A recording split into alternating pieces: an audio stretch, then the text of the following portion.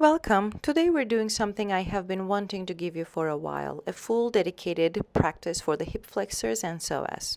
If you have been following along with this channel, you have heard me mention the psoas many times. Psoas is one of the most important and misunderstood muscles in the entire body. Here's what you need to know. The psoas is the only muscle that connects the spine to the legs. It runs from your lumbar vertebra, your lower back, through the pelvis and attaches to the inner thigh bone. When it is healthy, it supports upright posture, free hip movement, and a decompressed lower back. When it is tight, which is almost always in the people who sit, who carry stress, who have trauma, it compresses the lumbar spine, tilts the pelvis forward, shortens the stride, and creates a deep chronic tension that no amount of surface stretching even seems to fully release. So let's get started. Constructive rest is where we start. Lie on your back, knees bent, feet flat on the mat, hip width apart, arms resting softly on your sides. Close your eyes. Notice your lower back. Is it pressing into the mat or is there a gap? Most people with tight hip flexor and a tight psoas will have a pronounced arch in the lower back. The pelvis is being pulled forward and the lumbar spine is being decompressed. Just notice. We are not fixing anything yet. We are arriving. Take full breaths here. With each exhale, feel the body getting heavier. Feel the floor rising up to meet you. This is constructive rest. And for the psoas, simply being in this position with conscious breath begins to release process. The psoas responds to the nervous system. When we feel safe, we breathe deeply. When we stop bracing, it begins to let go. And slowly we're gonna come back, maybe start to wiggle your fingertips a little bit. It's just a great way to begin to wake up the psoas, hip flexors, and let your body be aware where it is, how it feels. Maybe lift your toes up. Start to move your knees slowly and small, side to side like a windshield wiper. We're rocking the knees. Let both knees fall gently to the right, just a few inches, and then to the left. This slow lumbar rotation begins to mobilize the sacroiliac joint in the lumbar vertebrae, creating space in the exact area where the psoas attaches. Think of it as preparing the attachment site before we ask the muscle itself to release. Let the movement be effortless. Let gravity do the work. We'll do about 8 each time. With your breath. And then from here, we're going to move to Supine Figure Four position. So cross your right ankle over your left thigh and flex your right foot. Draw your left knee in toward your chest, threading your hands behind the left thigh. The piriformis and the deep external rotators of the hip sit right alongside the psoas in the deep hip. When they are tight, they create crowding effect on the psoas and on the sciatic nerve. So we're just breathing here. And we're going to slowly switch the legs and do the same thing with the left ankle over the right knee. Releasing these muscles first creates space for the psoas release that comes later in this practice.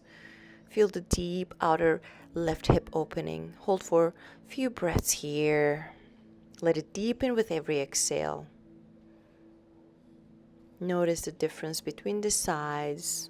It's normal. You don't have to adjust or fix anything at this moment. Just breathe through it. Now we're going to release and put both feet on the ground. Feet flat, hip width apart. Press through your heels and lift into a gentle bridge. Not a high, intense bridge, just a comfortable lift. As you hold the bridge, tuck your pelvis slightly, feeling the lower back lengthen and the glutes engage. This posterior pelvic tilt is the direct antidote to the anterior tilt that a tight psoas creates. By actively moving the pelvis in the opposite direction, we begin to create a neuromuscular awareness of a position of the psoas that doesn't control. And slowly come back down. We're moving on to a low lunge deep hold. So come on your hands and knees. Step your right foot forward between your hands and keep your left knee on the mat.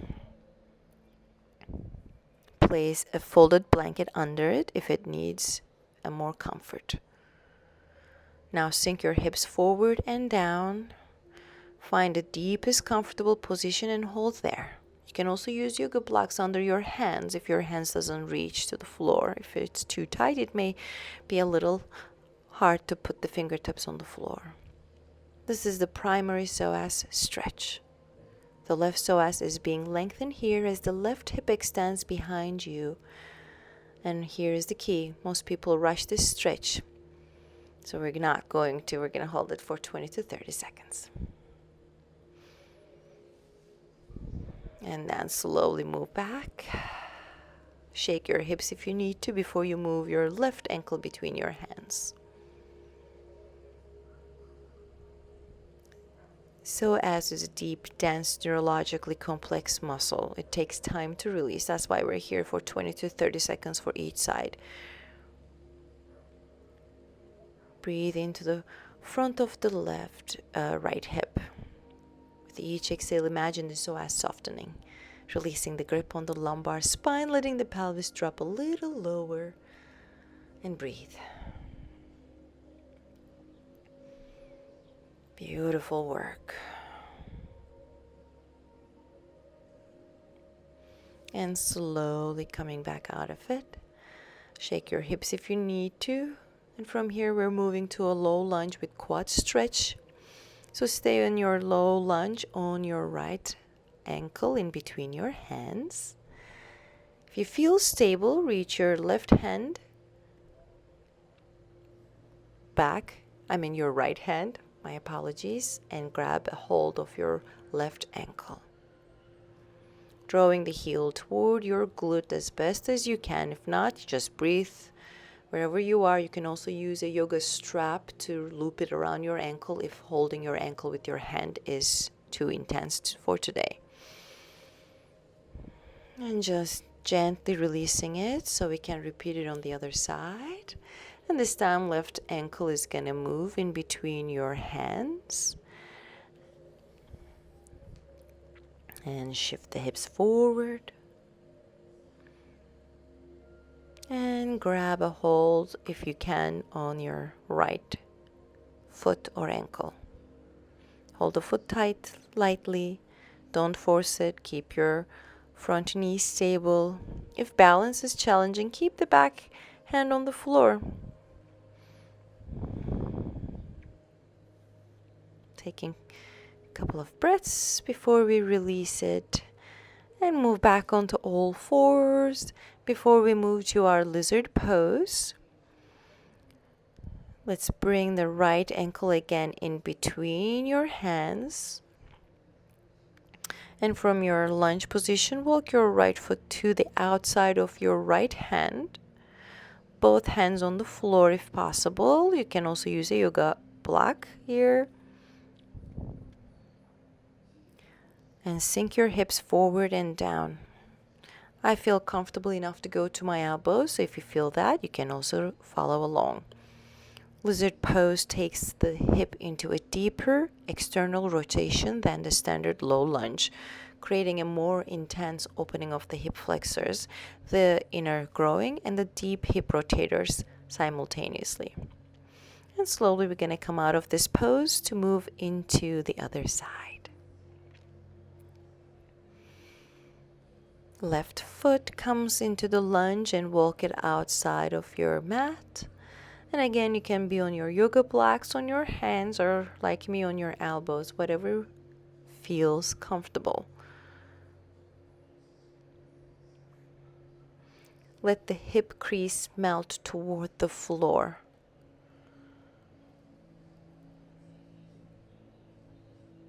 You only lower down if your hip allows it and if it feels comfortable. And slowly coming out of it. And now we're going to go onto our half splits. Again, bringing your right ankle in between your hands in the low lunge position. And begin to strain your right leg, drawing your right hip back as your hands walk toward your hip if you need to. And again, you can be on your yoga blocks here as well. Flex your right foot, hinge your upper body forward over the straight leg as best as you can.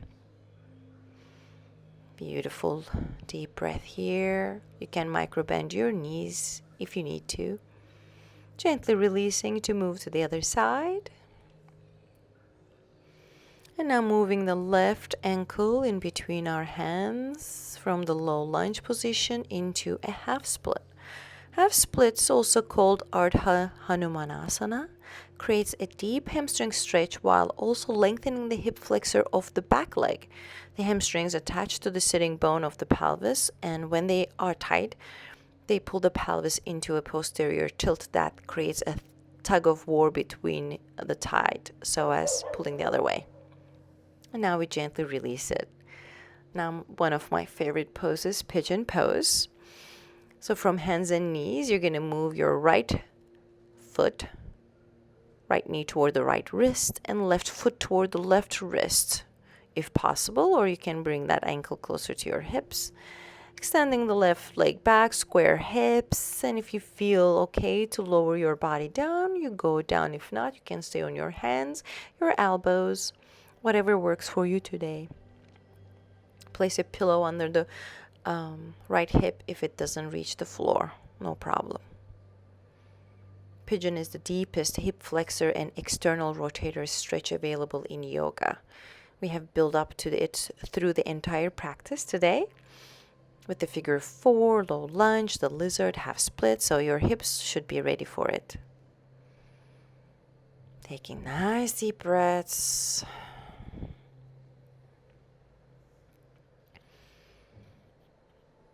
Beautiful release.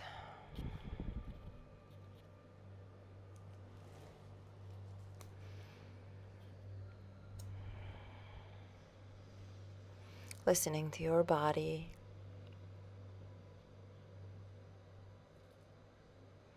You can hold here up to 2 minutes and then gently come out of it.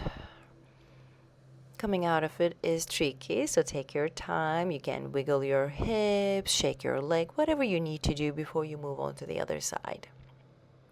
And when you're ready, we're going to move the left ankle in between our arms, so left knee closer to the left wrist, left ankle closer to the right wrist if possible.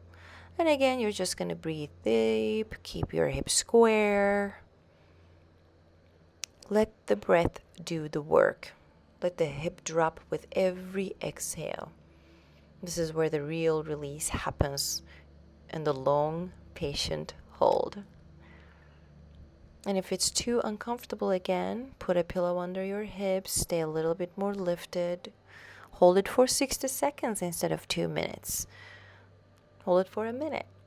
Hold it for 30 seconds. Do what is working for you today. Without force, breathing deep.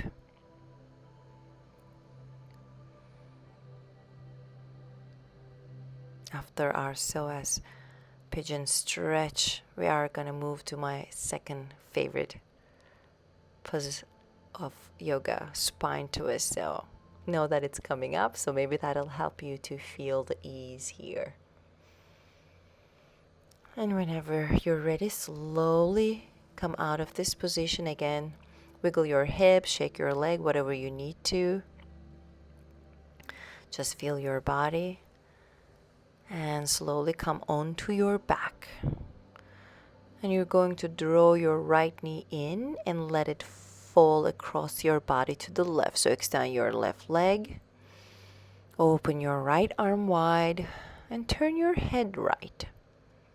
After all that deep hip flexor work, the lumbar spine needs a rotational release. The spine twist creates a gentle diagonal stretch through the thoracolumbar fascia, the connective tissue that wraps the lower back and decompresses the lumbar vertebra that the psoas attaches to. So it's a wonderful pose. And gently bring your right knee back and then repeat it on the other side. Pull the left knee into your chest, extend your right leg and drop that left knee to the right side. Open your left arm and look to the left side. Let the twist be completely passive. Let the gravity do the work. You can also put a pillow or yoga block under that knee if you need to.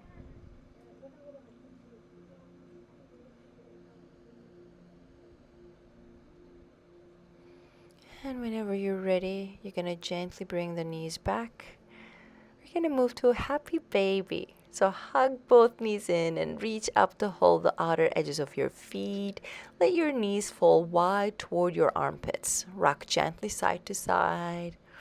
Happy baby massages the sacrum, the base of the spine, and it creates a traction through the sacroiliac joint that is deeply satisfying after a practice like this. It also gives a final opening of the inner groins and the deep hip rotators. Stay for maybe about 5 breaths. Rock, let the face be soft. Let the body be heavy before you release it. And before our Shavasana, I like to do the legs up on the wall. Come onto the wall and extend your legs up, or simply extend them straight up toward the ceiling. Arms rest wide, palms up, close your eyes. After a full hip flexor and psoas release practice, legs up the wall allows the pelvis to find a neutral position without any muscular effort. The hip flexors, which have been working hard to release, can now completely let go as the legs are supported by gravity and the wall. You can stay here for about 2 minutes, knowing there's also Shavasana, so just breathe. Let everything integrate.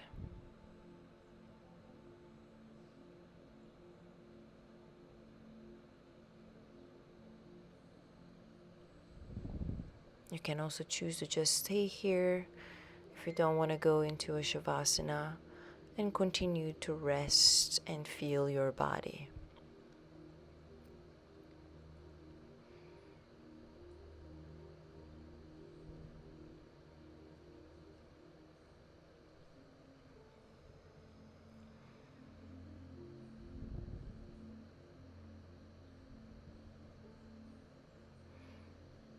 Feel the difference in your lower back right now.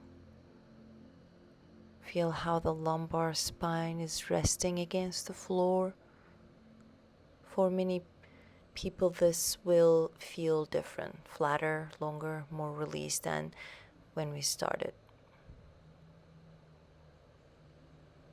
This is the psoas releasing. That is what this practice does. And then if you want to come out of it slowly, you can move into Shavasana. Or we can close together to take a final breath in, to let it all go. Your psoas has been carrying a lot. The sitting, the streets, the holding, and today you gave it something it rarely gets: time, space, and the permission to let go. Do this practice regularly 2 or 3 times a week, and you will notice the difference, not just in your flexibility, but in your lower back, your posture, your stride, and even your stress levels. I hope you enjoyed it. Leave a comment below. Please follow and subscribe, and I will see you next Thursday. Namaste. Thank you.